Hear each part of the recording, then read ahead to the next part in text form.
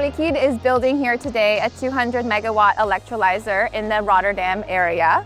We'll be producing 23,000 tons of renewable low carbon hydrogen every year.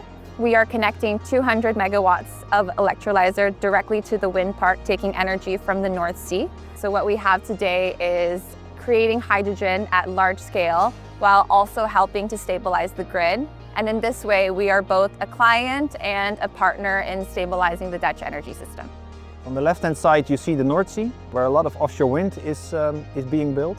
So that means that electricity and water can be perfectly turned into hydrogen on this place.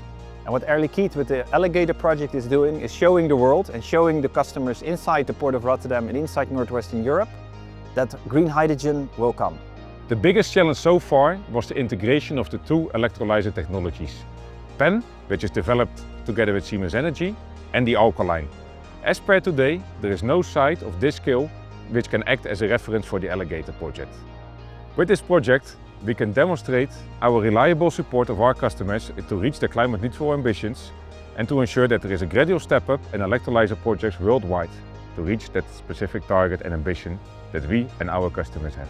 So the main challenge is, of course, we have to ensure the safety of everyone.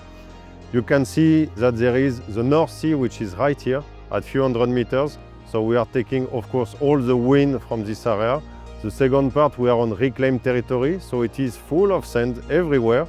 So we have to arrange permanently also the access for all our vehicles and equipment. It's our continuation of our partnership and our joint venture with Siemens Energy, and of course, all the teams and our partners who are on site on the ground today.